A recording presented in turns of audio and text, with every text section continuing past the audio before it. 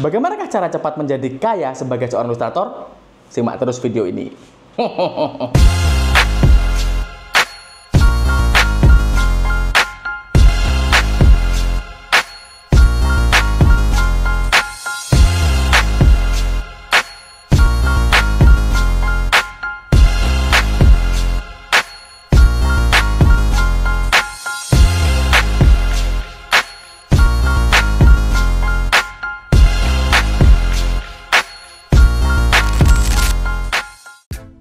Halo, apa kabar teman-teman semua, sobat gambar sekalian. Oke, di konten kali ini aku tidak akan membuat sebuah tutorial, tapi aku akan ngobrol dengan kalian, akan bercerita. Sekaligus konten ini juga memberikan jawaban atas pertanyaan teman-teman, gimana sih caranya seorang ilustrator bisa menghasilkan uang atau bisa hidup dari karya itu sendiri.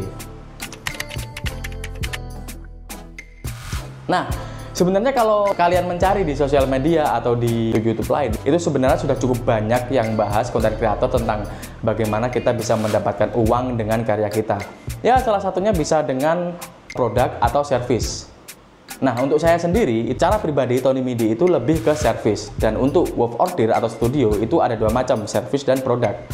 Dan ketika kalian ingin terjun sebagai perseorangan atau sebagai seorang ilustrator yang secara khusus kalian bekerja sendiri tanpa adanya tim, saya sarankan kalian untuk fokus ke satu hal dulu, jangan langsung terjun ke dua-duanya. Misal kalau kalian pengen terjun ke service, ya fokusnya di service. Kalau kalian pengen terjun ke produk, ya fokusnya kalian membuat produk. Pertama saya akan membahas ke produk dulu. Nah, produk ini biasanya kalian nanti bisa masuk ke web seperti Shutterstock, Adobe Stock, Freepik, Fantasy, dan banyak web-web lainnya. Dalam produk ini nanti kalian akan membuat seperti sebuah gambar-gambar elemen yang nantinya bisa dimanfaatkan oleh orang untuk membuat sebuah desain juga. Jadi produk kalian ini nanti diusahakan useful, kalau bisa jangan produk yang sudah matang. Jadi kalau bisa, kalau membuat produk yang bisa dimanfaatkan atau bisa dipuzzling menjadi sebuah desain baru.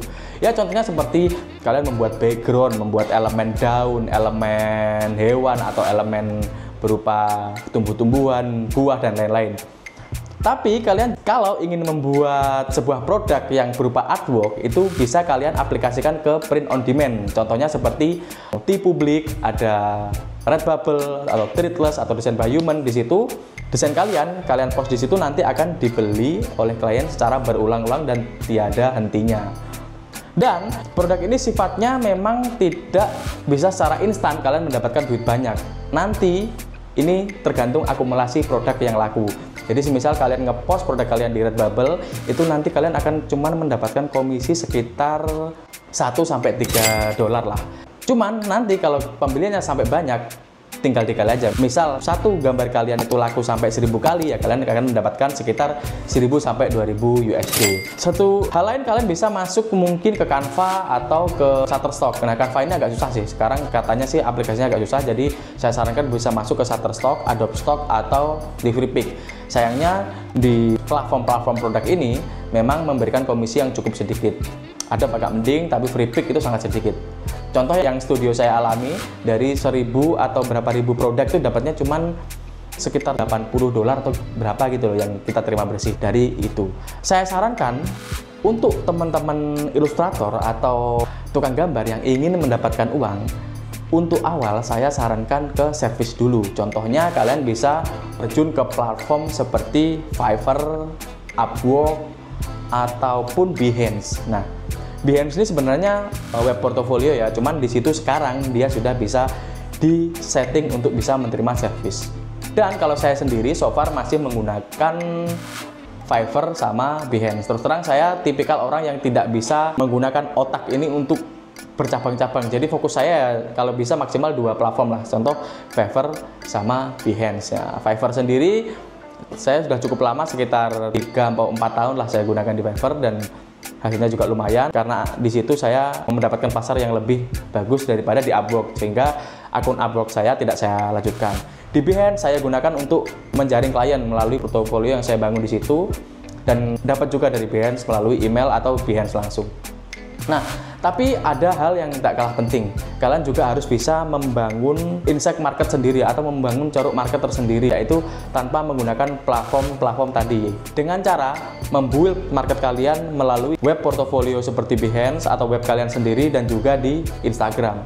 Hal ini kenapa penting? Karena biasanya platform-platform seperti Fiverr, Upwork dan lain-lain ataupun Creative Market dan lain-lain itu biasanya akan mengalami fase naik turun atau bahkan bisa mengalami fase kehancuran atau kolaps. Nah, ketika platform itu kolaps dan kalian tidak mempunyai insight dari kalian secara mandiri, nanti akan berdampak kepada diri kalian sendiri. Yang terjadi kalian tidak mendapatkan job dari manapun.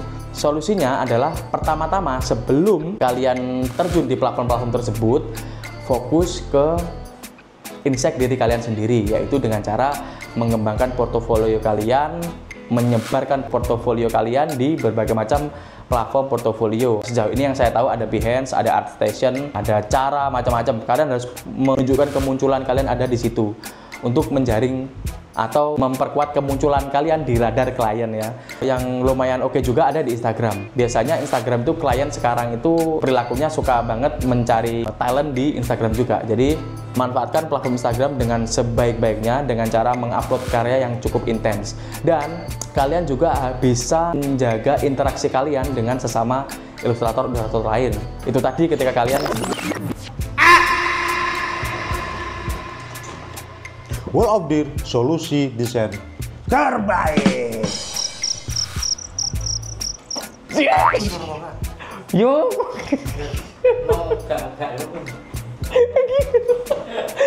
Berbual.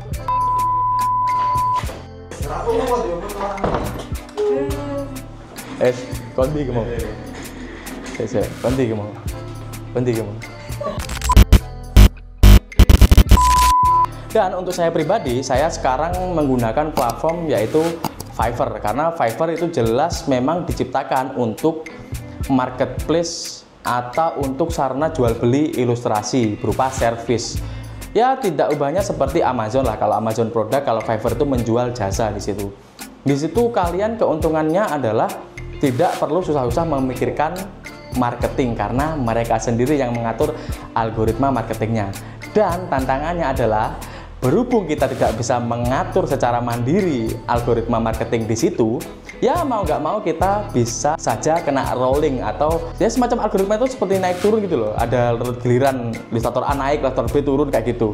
Biasanya di Fiverr itu ada pola kalau kalian sering dapat order itu kalian akan terus muncul di halaman depan. Tapi kalau kalian minim order semakin tenggelam. Nggak enaknya di situ kalau pakai Fiverr. Cuman ketika kalian nanti bisa menyelesaikan pekerjaan dengan baik dan tepat waktu atau bahkan lebih cepat, Fiverr akan mendeteksi kalian adalah orang yang bisa menghasilkan duit. Nah, dari situ kalian nanti akan bisa terangkat di halaman-halaman pencarian oleh Fiverr. Nah, tantangannya cuma di situ. Tapi, nah ini tapi yang nggak kalah penting di sini. Yang nggak kalah penting dan perlu saya ceritakan ke teman-teman, jauh sebelum saya mengenal Fiverr atau platform-platform lainnya, saya membangun klien itu secara mandiri, yaitu dengan cara meningkatkan insight saya sendiri. Jadi di 2008 saya memulai di industri kreatif ini, saya tidak menggunakan platform sama sekali. Saya lebih mengandalkan klien by email, yaitu menyebarkan asisten saya di jagat ilustrasi dengan cara menjaga kemunculan saya di berbagai macam platform website portofolio yang kaitannya dengan ilustrasi. Ya pada waktu itu ada yang namanya MT, saya muncul di situ, ternotis klien di situ, saya muncul di Behance sejak 2011. Ya alhamdulillah kebetulan juga dapat klien dari Behance juga. Nah untuk akhir-akhir ini di era-era tahun 2015 ke atas saya itu perilaku klien mulai berpindah ke yang lebih mudah. Biasanya mereka selain Behance tetap jalan, biasanya mereka juga ke Instagram. Nggak bisa disepelekan Instagram beneran.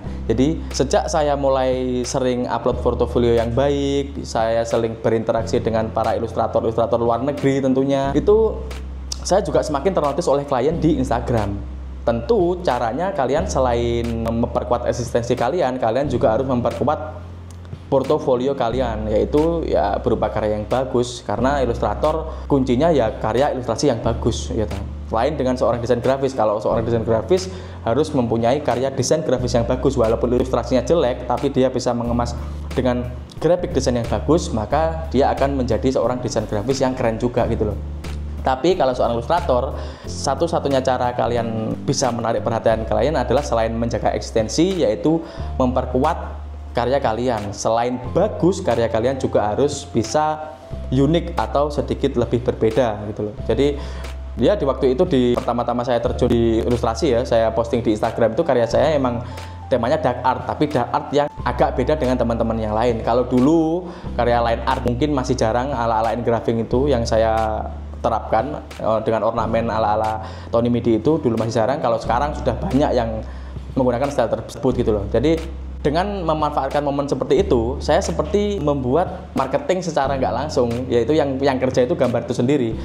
Gambar saya semakin banyak dinotis oleh klien semakin tahu gambar si Tony Midi ini sendiri. Akhirnya yang terjadi ya secara natural, secara saya nggak sadari itu klien datang dengan sendirinya melalui pancingan dari gambar-gambar yang saya ciptakan tadi, yaitu melalui postingan di Instagram.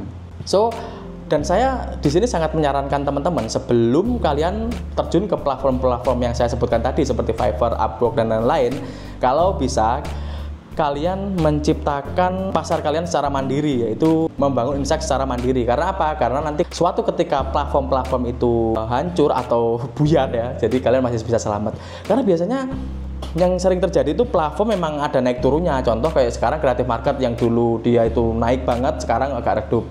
Ya mau nggak mau ketika kalian nggak mempunyai self branding tersendiri atau nggak mempunyai nama istilah ya, itu ya klien nggak akan susah-susah nyari kalian. Mereka akan memilih platform lain untuk membeli desain yang mereka inginkan gitu loh. Jadi saran saya selain membangun self branding atau style yang kuat, ilustrasi yang bagus, kalian juga harus menciptakan insight yang luas juga dengan cara memperkuat interaksi kalian di Instagram dan software-software portofolio yang berpotensi klien besar.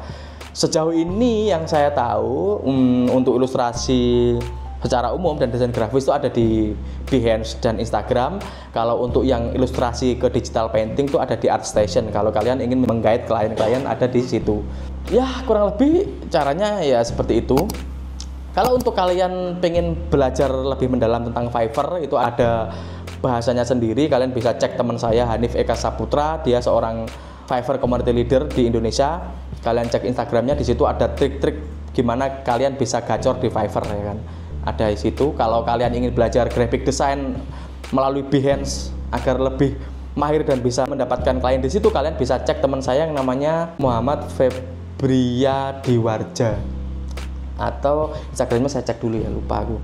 Nah kalau untuk yang pengen belajar Behance itu ke Adia Warja, kamu cek aja Instagramnya dia. Kalau nggak salah juga kemarin membuka course untuk Behance. Kalau mau belajar Fiverr ada di Kong. Saran saya untuk perseorangan itu kalian fokus ke satu platform dulu untuk pemula ya. Jangan terlalu gegabah memperdalam semua platform, nanti takutnya jadi nggak fokus. Atau mungkin kalian mau mencoba platform itu satu-satu sampai menemukan mana yang cocok lalu difokusin juga oke. Saran saya memang lebih baik ke fokus ke satu hal dulu. Biasanya setelah itu kalian akan bisa lebih mahir dan lebih tahu celahnya untuk mendapatkan orderan di situ. Ya tadi itulah cara-cara gimana kita mendapatkan uang dari ilustrasi. Ya pertama dari platform berupa servis dan produk. Yang ketiga yang menurut saya paling penting yaitu membangun insight sendiri melalui Instagram ataupun web portofolio lainnya guys. Oke. Dan ingat, mindset awal kalian sebagai seorang freelance ilustrator yang ingin terjun dan berkarir di sini itu jangan melulu soal uang dan uang.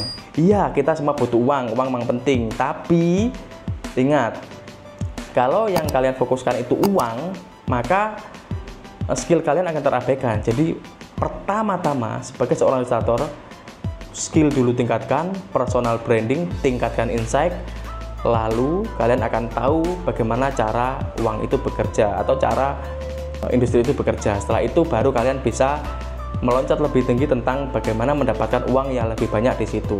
Ini nasihat untuk seorang ilustrator, karena saya dulu juga begini. Saya dulu awal terjun seorang ilustrator itu yang saya fokuskan bukan uang, tapi skill. Jadi benar-benar skill saya tingkatkan, pokoknya gambar yang apa caranya yang bagus, yang keren, agar bisa dinotis klien, dan saya selalu muncul di mana-mana. Saya tunjukkan keberadaan saya kepada klien-klien itu agar terpantau oleh radar klien, sehingga ketika klien tahu gambar saya bagus, maka mereka akan meng-hire saya. Ya, memang butuh perjuangan yang lebih, tapi itu akan melahirkan semacam sustainable yang lebih kuat. Jadi kalian lebih sustain di situ. Sebagai ilustrator itu lebih bisa bertahan lebih lama, walaupun prosesnya agak lama, tapi kalian akan sustain. Ya, maksudku segala hal yang sifatnya instan itu biasanya juga kurang baik juga. Misal kalian baru terjun di ilustrasi, tiba-tiba langsung laris atau langsung terkenal, biasanya ya turunnya juga cepat. Karena apa? Karena biasanya orang kalau udah tiba-tiba di atas tuh langsung merasa mentok dan puas, dan kalian sudah selesai. So, saran saya nikmati aja prosesnya, fokus ke skill, ke self branding, cari sampai menjadi suatu hal yang unik, lalu tingkatkan eksistensi kalian sehingga kalian bisa muncul di radar pencarian oleh klien-klien tersebut. Setelah itu kalian mau main ke platform, oke, bisa. Atau mau langsung ke platform ya terserah, nggak apa-apa. Biasanya ada kok teman-teman yang langsung ke platform, ada. Cuman yang sering saya temui, mereka ini yang langsung terjun ke platform tapi tidak membuild self branding atau membangun insight sendiri. Ketika platform itu collapse atau ketika akun mereka di-banned, mereka ngap, blue. Karena apa? Bingung. Mereka tidak bisa membuat ceruk market sendiri. Oke, jadi saran saya, walaupun kalian tetap fokus ke platform, jangan abaikan self branding produk kalian atau jasa kalian ya. Oke, sekian dulu tips dari saya. Di sini saya nggak bahas masalah pendapatan atau earning dan lain-lain ya. Kalian tahulah ya sekaya apa saya. Bercanda. Saya nggak kaya amat. Bercanda ya.